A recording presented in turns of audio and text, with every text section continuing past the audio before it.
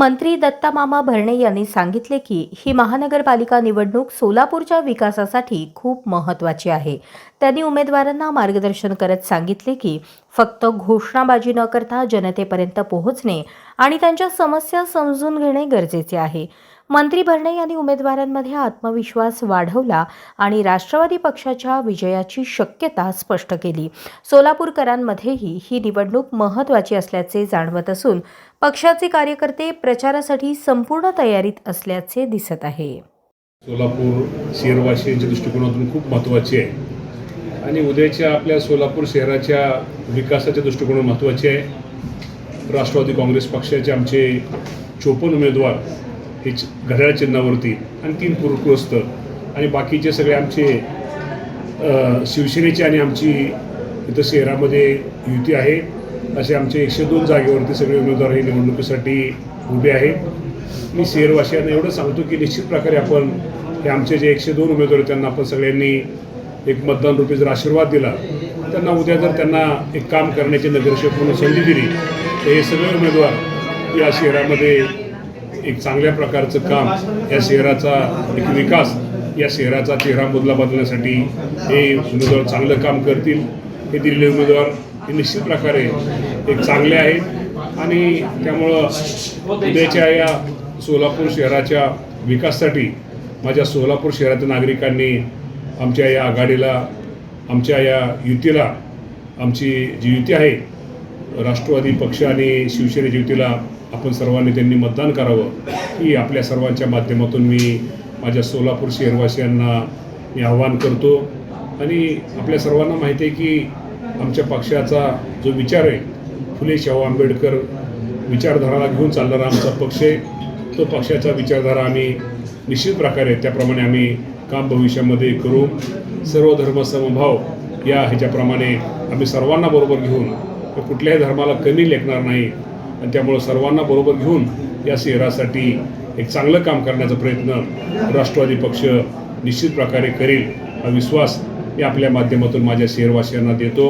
आणि माझ्या शहरवासियांना सांगतो की आपण सर्वांनी या निवडणुकीमध्ये आपण आमचं जे चिन्ह आहे, आमचं घड्याळ पुरस्कृत उमेदवारांचं ते प्रत्येकाचं वेगळं आणि त्याप्रमाणे आणि आमच्या शिवसेनेचे उमेदवार या सर्वांना प्रचंड मताने निवडून द्यावं ही विनंती करतो. सोलापूरचे आपण पालकमंत्री होता त्या काळामधला सर्व भूभाग आपल्याला माहिती आहे, परिस्थिती माहिती आहे, राजकीय, सामाजिक, आर्थिक, सांस्कृतिक. आता सध्याच्या निवडणुकीकडे आपण कशा नजरेने बघता आणि कोणता अजेंडा घेऊन राष्ट्रवादी काँग्रेस आपल्या उमेदवारांच्या माध्यमातून मतदान करत आहे? आपण कोरोनाच्या काळामध्ये विषय आपण काढला. आपल्या सगळ्यांना माहिती आहे की तो आपल्या सगळ्यांच्या सहकार्यामुळे आज माझ्यासारखा कार्यकर्ता त्या काळामध्ये या जिल्ह्याचा पालकमंत्री म्हणून काम करत होता. आणि विशेषतः सोलापूर शहरामध्ये मी आता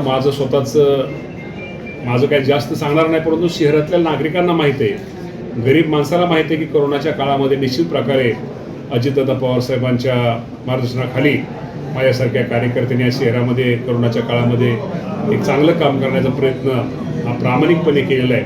आणि मला माहिती आहे की माझे शहरवासी हे काम माझे विसरलेले नसावेत, ते विसरणार पण नाही आहेत.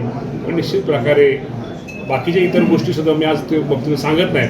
या सोलापूर शहराच्या विकासाच्या दृष्टिकोनातून पालकमंत्री म्हणून जे काही निर्णय त्यावेळेस करणं गरजेचं होतं ते निर्णय घेतलेले आणि सोलापूर शहराच्या विकासामध्ये निश्चित प्रकारे जे काही योगदान देणं गरजेचं ते दिलेलं आहे. भविष्यकाळामध्ये आता निश्चित प्रकारे माझे सोलापूरकर विचार करतील. अजितदादांच्या सभा वगैरे झाली ती शिंदे सेनेची आणि अजितदादा पवार गटांची पहिली युती ही सोलापुरात झाली, राज्यातील पहिली युती.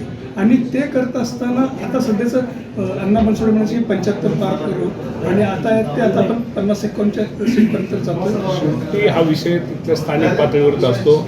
इथं आमच्या राष्ट्रवादी काँग्रेस पक्षाचे स्थानिक नेते, स्थानिक पदाधिकारी, शिवसेनेचे स्थानिक नेते, स्थानिक पदाधिकारी या सर्वांनी एकत्र मिळून हा निर्णय घेतलेला आहे. शेवटी युती म्हणून आम्ही सगळेजण एक आहोत आणि राज्याचे मुख्यमंत्री देवेंद्र फडणवीस साहेब असतील, एकनाथजी शिंदे साहेब असतील, अजितदादा पवार साहेब असतील, हे शेवटी युती म्हणून आम्ही सगळेजण एक आहोत. शेवटी स्थानिक पातळीवरती राजकारण हे प्रत्येक ठिकाणी प्रत्येक पक्षाचे धोरणं तर प्रत्येक ठिकाणी तिथल्या स्थानिक परिस्थितीवर काही गोष्टी अवलंबून असतात. परंतु निश्चित प्रकारे या राज्यामध्ये मी नाव पण घेतो, देवेंद्र फडणवीस साहेब असतील, एकनाथजी शिंदे साहेब असतील, अजितदादा पवार साहेब असतील, हे तिन्ही नेते माहितीवरून भक्कम आहेत आणि ते तिन्ही नेते या राज्यामध्ये चांगलं काम करत आहेत. अजून 50पेक्षा जास्त जागांवर आपले उमेदवार आहेत. प्रचाराची काय सध्याची स्थिती आहे आणि मोठे नेते म्हणजे अजितदादा वगैरे सोलापूरला येणार आहेत का? अजितदादा पवारसाहेब सोलापूरला येणार आहेत. उद्या सुनील तटकरे साहेबांची सभा हेरिटेज जे लॉन आहे तिथं तटकरे साहेब येत आहेत आणि त्या बाबतीमध्ये तुम्हाला माहिती आहे की आता सभा किंवा तो जास्त रॅली किंवा जास्त हलगी वाजवण्यापेक्षा प्रत्येक उमेदवारांना मी आता सूचना दिलं की आपण प्रत्येकाने घराघरात जाऊन प्रत्येकाने प्रचार करा आणि त्या मतदारांना एक वाटलं पाहिजे, तुमच्याबद्दल एक विश्वास वाटला पाहिजे की अरे कुठेतरी उद्याचे नगरसेवक जर यांना निवडून दिलं तरी निश्चित प्रकारे आपला कुठेतरी कामाच्या बाबतीमध्ये आपल्या अडचणीच्या काळामध्ये आपल्या सुखाच्या काळामध्ये हा कुठेतरी आपला विचार करतील हा तुमच्याबद्दल विश्वास पाहिजे. आणि सभेला सुद्धा जास्त गर्दी करण्या सभा फक्त त्या ज्या उमेदवाराच्या भागात तिथल्याच उमेदवारांनी करावं, बाकीच्यांनी आपापल्या प्रभागामध्येच थांबावं आणि घरोघरी जाऊन प्रचार करावा. अजितदादा पवारसाहेब राष्ट्रवादी काँग्रेस पक्षाचा विचार हा त्यांनी घरोघरी पोचवावा. आरोपच नाही केला तर मग काय त्यांनी काय आमच्यावरती फुलं टाकावीत का? आम्ही तर ती अपेक्षा का ठेवावी? ते ह्यालाच राजकारण म्हणतात. ते काय म्हणले कोण काय म्हणले त्याला आम्ही लय महत्त्व देत नाही. आमच्या दृष्टिकोनातून सोलापूर शहरातील नागरिकांना आमच्या पक्षाचं चिन्ह, पक्षाचं महत्त्व, विकासाचं धोरण हे आम्ही पोचवतो. त्यामुळे इतर गोष्टीला आम्ही काही लय महत्त्व देत नाही. ज्यांनी राजीनामा दिला पक्षापासून दूर गेले त्यांची मनधरणी अजूनही झालेली नाही. 100% त्या लोकांना आम्ही विनंती करू, जरी कोणाला उमेदवारी मिळालं नसेल त्या बाबतीमध्ये निश्चित प्रकारे भविष्यामध्ये त्या लोकांचा इतर कुठं आम्ही विचार निश्चित प्रकारे करू आणि मनधरणी तर निश्चित प्रकारे आम्ही करणार आहोत. ते त्यांनी पक्षासाठी सगळे ज्येष्ठ आहेत, श्रेष्ठ मंडळी, त्यांचा अनुभवाचा फायदा हा आमच्या उमेदवारांना मिळाला पाहिजे. त्यांची नाराजी दूर करण्यासाठी आम्ही शेवटपर्यंत प्रयत्न करू. दबाव तंत्राचा वापर होतोय कसं पाहते? वाईट अगदी निवडणूक रंजित झालेली पाहायला मिळते. दबाव तंत्राचं तर मला एवढं वाटत नाही, तर सगळं मोकळं वाटतं इथं. चर्चा आहे अशी दबाव तंत्राची. चर्चा निवडणुकीत चर्चा असतेच ना, चर्चा नाही कसली निवडणूक ती.